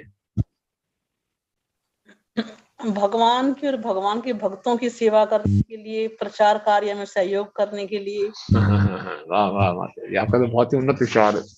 मैं एक साधारण व्यक्ति की बात कर रहा हूँ, जैसे उन्होंने बोला भौतिक जगत की आवश्यकताओं को पूरा करने के लिए। एक साधारण व्यक्ति बात यही है, उसको सुरक्षा चाहिए होती है कि भविष्य में कोई इमरजेंसी हो जाए, और दूसरा धन से हमें एक परचेजिंग पावर मिलती है, हम कुछ खरीद सकते हैं, अपनी आवश्यकताओं की पूर्ति कर सकते हैं। लेकिन जिसके पास भक्ति का धन है वो ये दोनों आवश्यकताएं पूरी कर देगा। भक्ति से हमें पूर्ण सुरक्षा की प्राप्ति होती है। हम देखते हैं कि अर्जुन की कैसे रक्षा की भगवान ने, कितने अर्जुन ने कैसे याद दिलाए, कितने बड़े बड़े तिमिंगला जैसे ये बड़े बड़े योद्धा थे, मैं तो छोटी सी मछली के समान था, कि कैसे भगवान ने अपनी योगिक शक्ति से मेरी हमेशा रक्षा की। तो जिसके पास भक्ति का धन है वो हमेशा उसकी रक्षा करेंगे भगवान। कौनते पति जाना ही नामे भक्ता प्रणश्यति। दूसरा, हम धन से कुछ खरीदते हैं अपनी आवश्यकताओं की पूर्ति करने के लिए। तो इस धन से, भक्ति रूपी धन से हम तो कृष्ण को ही खरीद लें, षड ऐश्वर्य पूर्ण कृष्ण को ही हमने खरीद दिया, तो और क्या चाहिए? इसलिए भक्त सबसे बड़ा धनवान है। भक्त के पास असली लक्ष्मी है कि वो कृष्ण को खरीद ले। तो इसलिए जहां कृष्ण है, जहां अर्जुन है, वहीं विजय है, वहीं ऐश्वर्य है, वहीं शक्ति है, और वही नीति है। यहाँ प्रभुपाद तात्पर्य में बता रहे हैं कि असली नीति क्या है? मन मना भव मद भक्तो मद्या जी माम नमस्कुरु माम ऐसे सत्यम ते प्रति जाने प्रियोसी में। ये असली नीति है। हमारी क्या नीति रहेगी? हमेशा हम कृष्ण का स्मरण करते रहे, हमेशा कृष्ण की शरण में रहें। ये हमारी नीति है, ये हमारी स्ट्रेटेजी है। तो प्रभुपाद जी बोलते हैं अपने जीवन को इस ढंग से ढालें कि हम एक क्षण भी कृष्ण को ना भूलें, हमेशा हम कृष्ण का स्मरण करते रहे। हरे कृष्ण कृष्ण कृष्ण हरे हरे, हरे राम राम राम हरे हरे। तो ये हुआ नीति। और फिर बोला असली क्या बच गया, शक्ति, है ना, अलौकिक बल। तो निश्चित रूप से आध्यात्मिक बल तो पूर्ण रूप से अलौकिक है। जैसे हम भगवान की शरण ग्रहण करते हैं सारा बल आ जाता है। समझ लीजिए एक ट्रक जा रहा है हाईवे पे और एक साइकिल वाले ने पीछे किसी ढंग से अपने आप को ट्रक से जोड़ लिया, तो जो साइकिल है वो भी ट्रक की गति से चलता है ना। इसी ढंग से जीव के पास अपनी कोई शक्ति नहीं है, लेकिन जब जीव एक पूर्ण रूप से भगवान की शरण ले लेता है तो बहुत शक्तिमान बन जाता है। उसके पास असीमित शक्ति आ सकती है भगवान की कृपा से। जीव ऐसे ऐसे कार्य कर सकता है जो बिल्कुल अचिंत्य हो। इस गौड़िया वैष्णव परंपरा में एक एक भक्त के पास इतनी शक्ति है कि पूरे ब्रह्मांड को तार सकता है ना। तो हमारी असली शक्ति क्या है कि हम इस जन्म मृत्यु के चक्कर से बाहर आ सके। तो जहां भक्ति है हमारे में इतनी शक्ति आएगी कि जो जन्म मृत्यु का चक्कर है जिसे बाहर निकलना असंभव है, लेकिन असली शक्ति प्राप्त होने से हम बाहर आ सकते हैं, खुद भी बाहर आ सकते हैं और दूसरों की भी सहायता कर सकते हैं कि वो जन्म मृत्यु के चक्कर से बाहर आ सके। इस प्रकार से संजय अपना मत दे रहे हैं और इस मत के द्वारा धृतराष्ट्र को बता रहे हैं कि आप भी अपना मत अब बदल लीजिए, अभी भी आपके पास समय है। अगर देखिए धृतराष्ट्र इतना ज्यादा मोह में था, पूरी गीता सुनने के बाद भी उसका मोह टूटा नहीं। देखिए उसको बता दिया, संजय ने बता दिया विजय आपकी नहीं होगी, विजय पांडवों की होगी, फिर भी कोई बात नहीं, जो होगा देखी जाएगी, ये तो भाग्य की बात है। ऐसा अंधा था वो, तो उसी समय कुछ कर सकता था। उसको साफ साफ मालूम चल गया। अर्जुन ने, संजय ने सारा सुनाया कि मैंने उनका विराट रूप देखा है, वो मैं देख रहा हूं कि भीष्म कर्ण सबके सब मारे जा चुके हैं, ये सब सुना उसने। फिर भी देखिए वो इतना गहरा होता है। ठीक है, जो होगा, जो विधाता की इच्छा होगी, अरे विधाता ही तो बता रहा है, जो होगा देख लेंगे, ये तो सब भाग्य की बात है। इतना वो कमजोर पड़ गया था अपनी आसक्तियों के कारण। लेकिन हमें यह संदेश मिलता है कि हम अपने जीवन को भगवान की इच्छा के अनुसार जिए। श्रील प्रभुपाद इसके तात्पर्य बता रहे हैं कि जीव तटस्था प्रकृति है ना। चैतन्य महाप्रभु बता रहे हैं कि जीवे स्वरूप है कृष्ण नित्य दास, कृष्ण तटस्थ शक्ति भेदा भेद प्रकाश। हमारे पास जीवे स्वरूप है कृष्ण नित्य दास। हम इस नित्य दासत्व को कब प्राप्त करेंगे? जब हम सही विकल्प को चुनेंगे। भक्ति सही विकल्प के कारण आती है। भक्ति हमारे जीवन में आती है जब हम सही चॉइस करते हैं। हर क्षण हमारे पास चॉइस है, या तो हम अपने मन की बात सुने या कृष्ण की बात सुने, गुरु की बात सुने। हर क्षण हमारे पास चॉइस है, और अगर हमने सही चॉइस कर ली तो फिर ये श्लोक हमारे पे लागू होगा। अगर हमने कृष्ण को चुन लिया तो ये चारों चीजें निश्चित रूप से हमें प्राप्त होंगी, है ना। ऐश्वर्य, शक्ति, विजय और नीति निश्चित रूप से आएगी। और अगर हमने माया को चुन लिया तो फिर ये हमसे नहीं प्राप्त होगी। तो इसीलिए जीव तटस्था प्रकृति है। हम हर क्षण सही चूज कर सकें ताकि हम हमेशा भगवान की अंतरंगा शक्ति के अंदर रहें। अगर अंतरंगा शक्ति के अंदर हैं, ये चीजें स्वाभाविक रूप से हमें प्राप्त हो जाएंगी। और अगर हमने बहिरंगा शक्ति को चुना तो बाहरी रूप से विजय प्राप्त करने के लिए, ऐश्वर्य प्राप्त करने के लिए, बल प्राप्त करने के लिए हर संसार में हर कोई संघर्ष कर रहा है, और उसको बाहरी रूप से चीजें प्राप्त हो भी जाती हैं, तब भी वो संतुष्ट नहीं होता। क्योंकि असली विजय क्या है? भगवान की शरण ग्रहण करना। असली विजय है जीव अपने सावधानिक स्थिति में आ जाए। इसलिए शास्त्रों की रचना भी हमें विजय दिलाने के लिए हुई। नारायणम नमस्कृत्यम नरं चैव नरोत्तमं देवीं सरस्वतीं व्यासं ततो जयम उदीरयेत्। शास्त्रों का एक नाम जय भी है। एक बद्ध जीव को ये जय दिलाते हैं, विजय दिलाते हैं कि वो इस संसार के चक्र से बाहर निकल सके, भगवान की शरण ग्रहण कर सके। तो भगवान की शरण ग्रहण करना असली विजय है। भगवान के लिए प्रेम विकसित करना असली हमारा ऐश्वर्य है। इस जन्म मृत्यु के चक्कर से बाहर निकालना असली बल है। हमेशा हम भगवान का स्मरण करते रहे, ये असली नीति है। जहां भगवान होंगे ये चारों करना अपने आप में बहुत स्वाभाविक हो जाएगा। हरे कृष्ण। शशिपति प्रभु जी ठीक है? हरे कृष्णा। तो प्रभु जी आपने बिल्कुल ऐसा लगता है कि विजय दिला दी है। इतना सुंदर निष्कर्ष, जितने भी शब्द बोले जाएं आपके लिए उतने ही कम होंगे। अरे नहीं इतना प्रभु जी, सुंदर मैं आपने पेश किया है कि किस तरह से हम लोग विजय प्राप्त कर सकते हैं, कृष्ण की शरण ग्रहण करना है।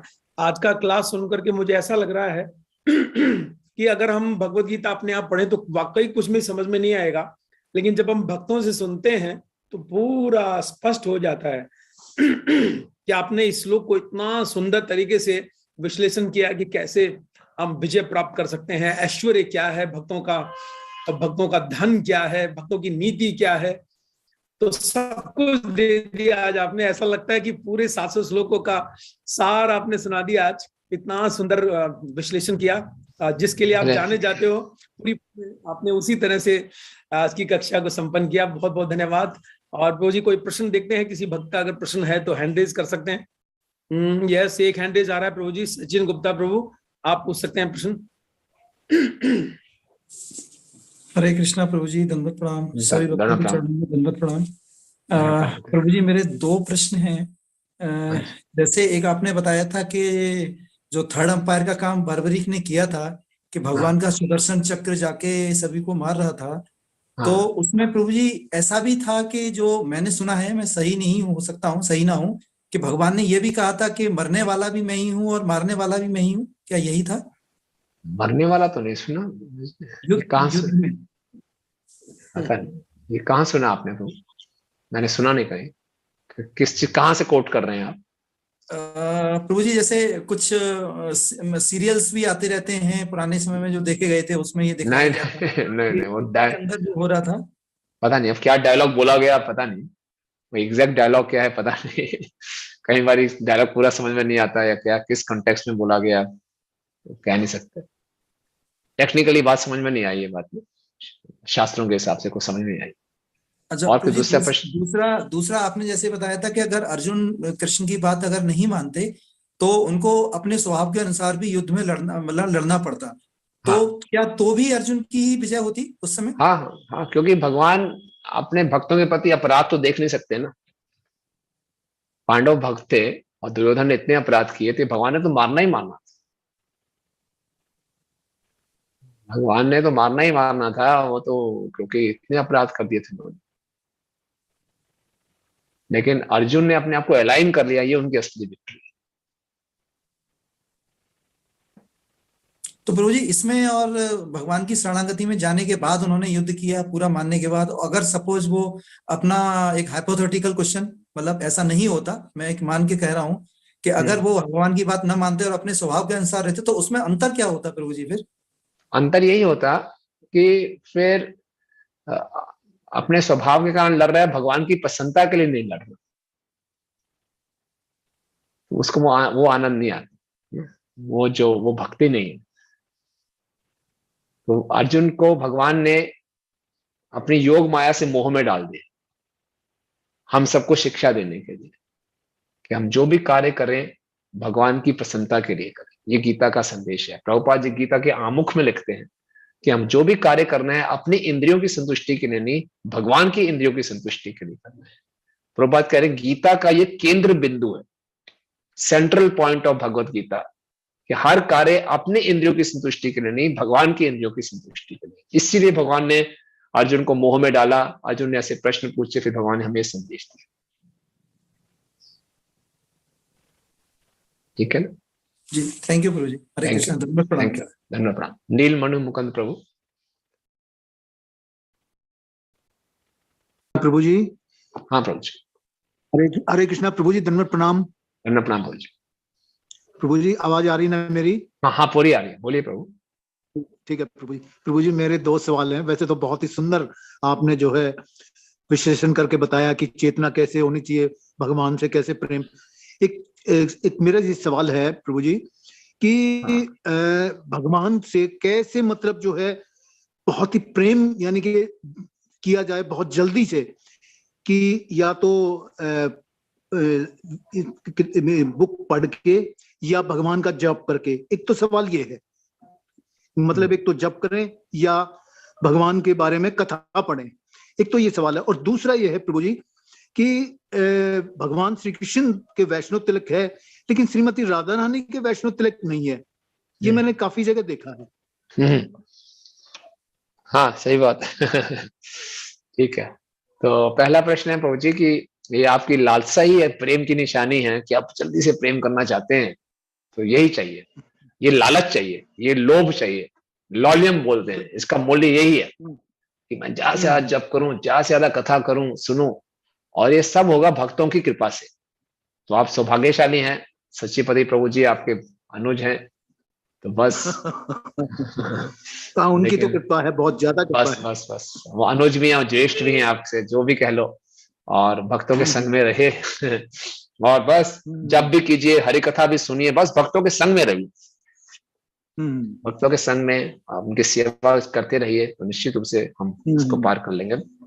और दूसरा, राधा रानी तिलक क्यों नहीं लगाती, तो जो मेरे शायद सच्चीपति प्रभु ने मुझे बताया था, तो मेरे ध्यान आ रहा है एक बार कि राधा रानी का जो रंग है वो सुनहरी पिघले हुए सोने के समान है, वो तिलक लगाती भी हैं तो नजर नहीं आता। शायद सच्चीपति आपने बताया था? नहीं, ये मैंने नहीं बताया प्रभु जी, ये किसी और ने ही बताया होगा। अच्छा। शायद मैंने किसी वीडियो में देखा, ऐसे यूट्यूब में मैंने सुना था, इसका मेरे पास शास्त्रों में कोई ऐसा प्रमाण नहीं है मेरे पास, मैंने इतना ही सुना। कोई और के पास, किसी और के पास उत्तर तो बता सकते हैं।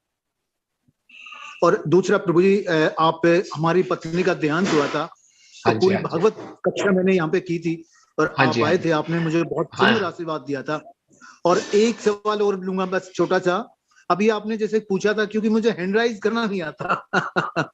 अच्छा। तो आपने पूछा था कि गीता का सार मतलब सबसे पूछा था, तो मेरे हिसाब से प्रभु जी एक श्लोक है गीता का, देवी होशा गुणमयी माया दुर्ते मामे वे प्रपदंते माया में ताम तरंती थे। अर्जुन, मेरी माया बड़ी दुष्ट है, लेकिन अगर कोई मेरे शरणागत हो जाता है तो इसको पार कर जाता है। मैंने ये शिक्षा ली इस श्लोक से। बहुत अच्छा, सबसे बिल्कुल यही है, मेरे को ये लगा। वेरी गुड, बहुत अच्छा, थैंक यू, बहुत अच्छी बात है, सही बात है। भगवान की शरण लेना ही वही प्रेम है, वही, उसी से माया से बच सकते हैं। बिल्कुल ठीक बात है, थैंक यू। यस, अचला देवी माता जी।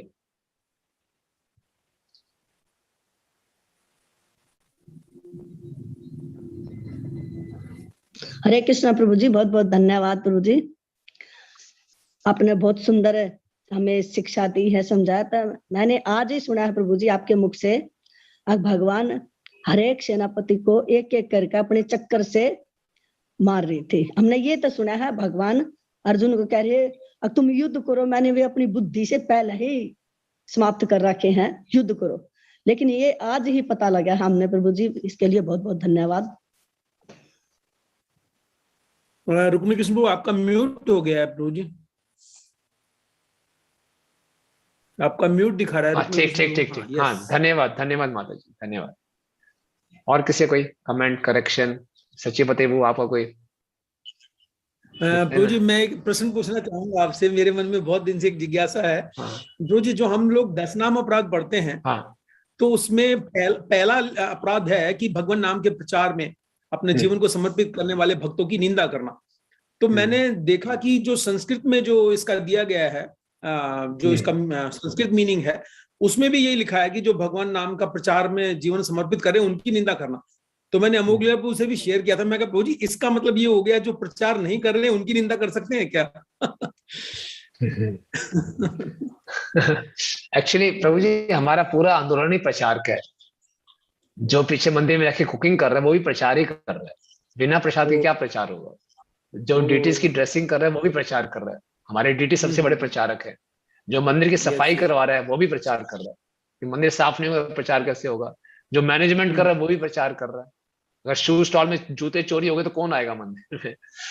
तो एक एक कार्य हमारा प्रचार का ही है। हमारा मुख्य उद्देश्य है कि लोगों को, प्रचार का मतलब है कृष्ण से आकर्षित करवाना। तो हमारा हर कार्य इसीलिए है कि लोग कृष्ण से आकर्षित हो। ठीक है ठीक है ठीक है, किसी भी ढंग से जुड़ा हुआ है। Yes yes yes yes yes. तो और किसी भक्त का प्रश्न है? अभी हैंड रेज तो नहीं है प्रभु जी, आपने इतना सुंदर कक्षा दे दिया कि लगता है हैंड रेज का कोई चांस ही नहीं है, एकदम स्पष्ट कर दिया हमारा उद्देश्य को कुछ भी स्पष्ट नहीं कर समझ दिया आया। केवल तो एक दो हाथ खड़े हुए हैं, नीरज पाठक जी, संजीता झा माता जी। यस, संजीता माता जी पूछिएगा। हरे कृष्ण प्रभु जी, दंडवत प्रणाम। प्रभु जी, आपने प्रणाम जो माता जी। बताया ये आज 4 पॉइंट, ये तो बहुत अच्छा, मैंने ये नोट भी किया है।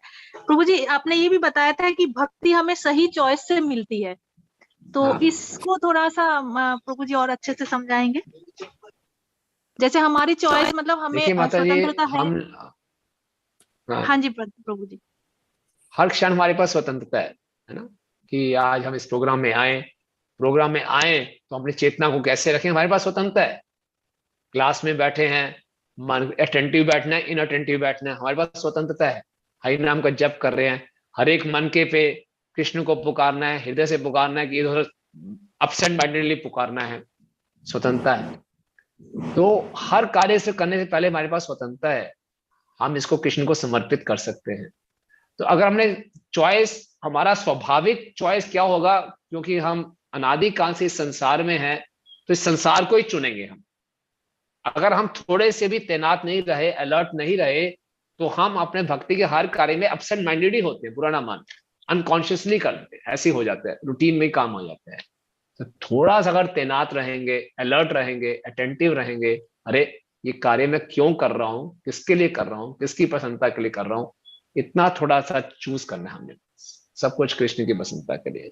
मैं अपने आप को देख रहा था, प्रसाद पाते हैं तो महाप्रसाद की बात ना फटाफट निकल जाए, मुझ खत्म करे, फटाफट गरम गरम प्रसाद पाना है, इतनी भूख लग रही होती, चलो प्रसाद पाएं। वो महाप्रसाद की प्रार्थना इतनी सुंदर प्रार्थना है, हम राधा कृष्ण को कृतज्ञता प्रकट कर रहे हैं, इतनी बड़ी जीव करी वारे जीवा जाए, स्व प्रसाद दिल भाई, सही अन्नामृत पाओ, इतने सुंदर सुंदर शब्द हैं। लेकिन मैं सोचा, मैंने देखा, अरे मैं तो इस पर ध्यान ही नहीं दे रहा, इसको प्रसाद की चेतना से पा ही नहीं रहा, मैं तो भोग की दृष्टि से पा रहा हूँ, तो मेरे भोग के लिए है। तो या तो हम स्वामी के भाव में रहेंगे या दास के भाव में रहेंगे। तो जब हम दास के भाव को चुनते हैं तो आनंद आएगा, तो फिर ये सारी चारों चीजें हमें प्राप्त होनी शुरू हो जाएंगी। जब ईश्वर भाव से, स्वामी के भाव से हम भक्ति करते हैं, तो भक्ति करते हुए भी कभी पूरा आनंद नहीं आता। क्यों? हम सब इंजॉइंग मेंटेलिटी से कर रहे हैं, स्वामित्व की भावना से कर रहे हैं। तो चॉइस हमारे पास, तो ये चॉइस हमेशा हम सही चूज कर सकें, इसके लिए बुद्धि को आध्यात्मिक बनाना होगा। शास्त्रों को अच्छे ढंग से पढ़ें, समझें, भक्तों की चर्चा करें, भक्तों की सेवा करें, उनकी कृपा से ये हम सही चूज कर पाएंगे। और अगर हम बिल्कुल अटेंटिव नहीं रहे, तो नेचुरल रिस्पॉन्स होगा, इस भौतिक जगत को चुनेंगे, माया को चुनेंगे, मन की बात को मानेंगे। क्लियर हुआ माता जी? थैंक यू प्रभु जी। हरे कृष्णा। Thank you. नीरज पाठक जी। हरे कृष्ण प्रभु जी, दंड प्रणाम। दंड प्रणाम प्रभु जी। तो ये मेरा प्रश्न ये था कि जैसे कि बहुत से भक्त होते हैं, भक्ति में पूर्णतः आ नहीं पाते, क्योंकि उनको भगवान पे विश्वास नहीं होता, उनको धन कमाने में विश्वास होता है, क्योंकि वे सुरक्षित महसूस करते हैं। लेकिन आपने जैसे बताया कि जो भगवान राम रूपी धन को अपनाता है, तो उसको आध्यात्मिक धन के अलावा भौतिक ऐश्वर्य प्राप्त हो जाते हैं, भगवान के 6 ऐश्वर्य प्राप्त हो जाते हैं। तो प्रभु जी, ये तो ठीक है कि भक्त जो है भक्ति करने से, भगवान नाम लेने से संतुष्ट रहता अंदर अंदर, लेकिन वो बाहरी रूप से अगर ध्रुव और प्रहलाद महाराज छोड़ दें, तो कुछ ऐसे भक्त होते हैं जो अधिकांश बाहरी रूप से गरीब दिखते हैं। तो भगवान ऐसा क्यों, मतलब उनको धनी क्यों नहीं कर देते हैं? मतलब वो गरीबी क्यों दिखते हैं? वो संसार के लिए वो गरीबी क्यों रह जाते हैं, भले वो अंदर संतुष्ट हो? यही प्रश्न उठाया गया श्रीमद् भागवतम में।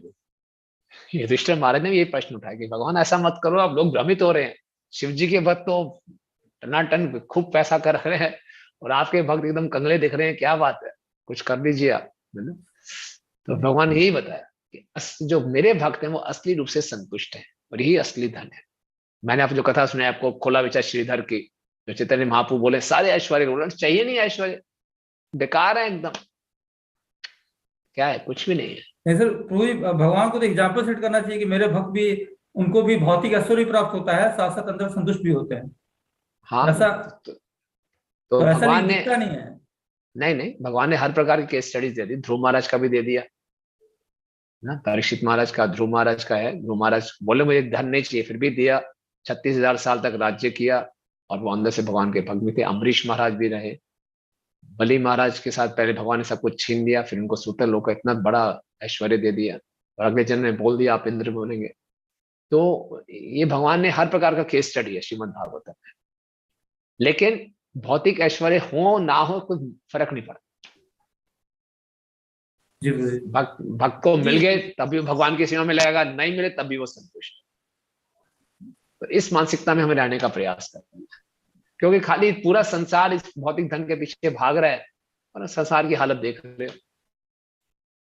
ये भौतिक धन कुछ भी नहीं कर पाया, कोई हमें सुरक्षा प्रदान नहीं कर सकता, है ना। इस कोरोना में हमें सब कुछ स्पष्ट हो गया। यस सचिवती प्रभु।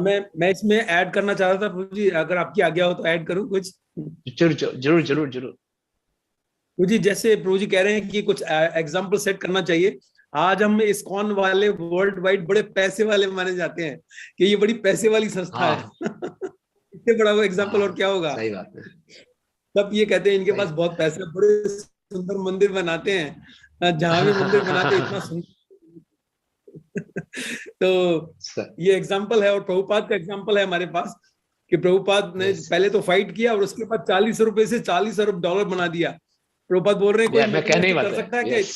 सही बात, मैं भी यही कहने वाला था, बिल्कुल यही बात कहने वाला था। Thank you. यस, इससे बड़ा एग्जाम्पल और क्या होगा? वही सही बात। ठीक है, बहुत बहुत धन्यवाद प्रभु जी। हरे कृष्ण। धन्यवाद। यस सुमित प्रभु। हरे कृष्ण प्रभु जी, दंडवत प्रणाम। प्रभु जी, एक्चुअली जैसे हमारे अंदर इच्छा है भक्ति करने का, मगर कभी अनर्थ आ जाते हैं, कभी भौतिकवादी मतलब भौतिक कुछ अड़चने आ जाती है, मगर अंदर से है कि हाँ हम भक्ति करना चाहते हैं अच्छे से। तो जब ये मतलब बहुत सारे जब आता है तो कभी कभी प्रभु जी मनोबल टूट जाता है, मगर भक्तों का संग उसको एकदम उत्साह दे देता है, एकदम मतलब रॉकेट की तरह। बट उसके अंदर प्रभु जी कैसे मतलब अपने आप को थोड़ा इस तरीके से थोड़ा आगे बढ़ने का प्रयास करें? तो ये चिंता मत कीजिए, चिंता मत कीजिए। आपके अंदर इच्छा है, इसको बनाए रखिए, और सबसे अच्छा हमेशा भक्तों के संग में रहिए। प्रभुपाद जी कहते हैं अपने जीवन को इस ढंग से ढालो कि हमेशा भक्तों के संग में रहो, और दूसरा अभक्तों के संग से बचो। असत संग त्याग ऐ वैष्णव आचार। जब हम अभक्तों का संग करते हैं ना तो उत्साह कम हो जाता है, जीवन की प्रायोरिटीज बदल जाती हैं। हमें लगता है कहीं मैं मूर्ख तो नहीं बन रहा, पहले धन कमा लूं फिर बाद में भक्ति साथ साथ कर लूं, कुछ कर लूं, तो हमारी प्रायोरिटीज बदल जाती है। तो हमेशा भक्तों के संग में रहिए। अनर्थ सबके साथ हैं, चिंता मत कीजिए, हम सबकी एक ही हालत है। डोंट वरी, सबकी एक ही बीमारी है, लेकिन भक्तों के संग में रहेंगे, प्रभुपाद जी की कृपा से बहुत जल्दी हम अनर्थों से विजय प्राप्त कर लेंगे। और प्रभु जी जैसे अगर हम जैसे भगवत गीता अभी सचिवती प्रभु जी बता रहे थे कि भगवत, जैसे उन्होंने बिल्कुल सही बोला कि हम पढ़ते हैं तो वो अलग है, मगर जो भक्त तो बताते हैं, क्लास जो देते हैं, मतलब वो बिल्कुल अलग ही लेवल होता है। और हम जो पढ़ते हैं वो मतलब उससे भी हम थोड़ा प्रयास करते हैं प्रभु जी समझने का। तो वो प्रभु जी इसमें मतलब थोड़ा कैसे अगर हम पढ़े तो मतलब किस थोड़ा कैसे समझते हुए पढ़े? बहुत अच्छा प्रश्न है आपका प्रभु। तो उसको बार बार पढ़ना है, बार बार पढ़ना है, और पढ़ने से पहले प्रार्थनाएं करनी है प्रभुपाद जी से, गुरुजनों से, भक्तों से, भगवत गीता से, कि मैं इसके सार को समझ पाऊं, अपने जीवन में प्रकट कर पाऊं, अपने जीवन हृदय में इसको प्रकट कर पाऊं, उतार पाऊं। तो ये प्रार्थना करते हुए, इसको समझने का प्रयास करते हुए, या प्रार्थना से बड़ी विनम्रता से इसको पढ़ेंगे, समझने का प्रयास करेंगे, बार बार करेंगे, तो भगवान हमें बुद्धि देंगे ना। और ये बिल्कुल एक सागर के समान है, बहुत गहरा है, जितनी बारी पढ़ेंगे हर बारी नया लगेगा। जी प्रभु जी, ये तो है, ये बिल्कुल सही बोल प्रभु जी। इसको बार बार पढ़ते रहें, सुनते रहें, और जितना ज्यादा भक्तों की कृपा होगी हमारे ऊपर, गुरु की कृपा होगी, उतना ज्यादा इसके जो अर्थ हैं और अच्छे हृदय में प्रकट होंगे। जी प्रभु जी, थैंक यू प्रभु जी। हरे कृष्णा। Thank you. नित्यानंद राम प्रभु, आपका कोई कमेंट प्रभु जी?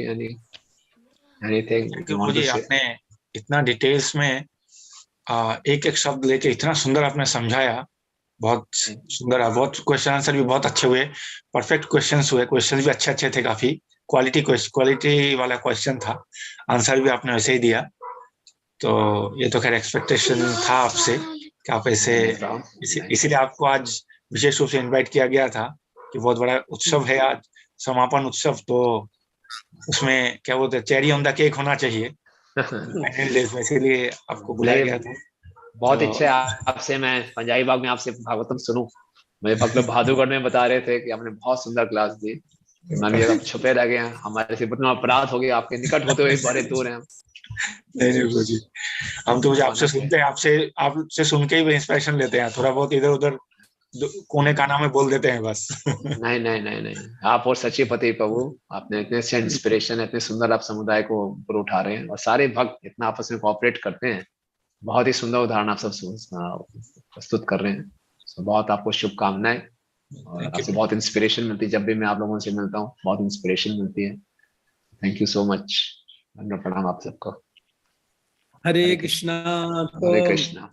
प्रभु जी का हम बहुत बहुत धन्यवाद देंगे, इतने व्यस्त कार्यक्रम में के होते हुए भी। अभी प्रभु जी का क्लास है दोबारा 7:30 बजे, प्रभु जी बता रहे थे एक और दूसरे ग्रुप में, लेकिन इतने व्यस्त कार्यक्रम के होते हुए भी हमारे इस कार्यक्रम की शोभा बढ़ाई। आज प्रभु जी वास्तव में लगा हमें, हमारे इस यहाँ पर भी हम देख रहे थे करीब 78 और 77 तक संख्या में लोग आज सुनने आए। आपको लगा कि आज सचमुच में, भले ही हम जूम पे कार्यक्रम कर रहे हो, लेकिन सचमुच में आज समापन उत्सव हुआ। ये बहुत ही सुंदर और बहुत ही सुंदर टीचिंग्स के साथ समापन हुआ, और आप आए, आपने शोभा बढ़ाई। क्योंकि आप जैसा वैष्णव अगर आता है किसी कार्यक्रम में, तो उस पूरे कार्यक्रम की जो शोभा है वो और 4 दुगनी 100 गुनी हो जाती है। तो आपका बहुत बहुत विशेष धन्यवाद। आपने मुझे ये मौका दिया है, ये मेरा सौभाग्य है, मेरी शोभा बढ़ी। It's a privilege for me Prabhu ji, thank you so much. तो इसी प्रकार से आपसे प्रार्थना करते हैं कि आगे भी जब कभी इस तरह का कोई उत्सव हो तो आप कृपा कीजिएगा, अपनी ब्लेसिंग्स दीजिए, अपने कृपा अगर आप करेंगे तो निश्चित रूप से हम लोगों की आशा आप हैं प्रभु जी, इसमें कोई शंका नहीं है। तो बहुत बहुत धन्यवाद देंगे। और सभी वैष्णव भक्तों के लिए कुछ अनाउंसमेंट्स हैं प्रभु जी, कि हम अगले रविवार जो है उसी प्रकार से श्रीमद् भागवतम शुरू करेंगे, और उसमें हम केवल श्लोक और अनुवाद ही रखेंगे, ताकि हम जल्दी से स्टोरी को पिकअप कर पाए, और कुछ जो टीचिंग्स होंगी वो बताते हुए चलेंगे, और ताकि जल्दी से हम इसको पूरा कर पाए। एक्सपेक्टेशन रखा है कि 7 या 8 साल में हम शायद संपूर्ण भागवतम पूरा कर दें, बहुत ज्यादा देर नहीं लगता। Very good, very good, very exemplary. तो इसी प्रकार से थोड़ा सीख पाएंगे सब भक्तों के साथ, जब हम पढ़ते हैं तो और आनंद आता है। तो बहुत बहुत धन्यवाद प्रभु जी आपको। जय हो, जय हो, जय हो, चावला भक्तों की जय।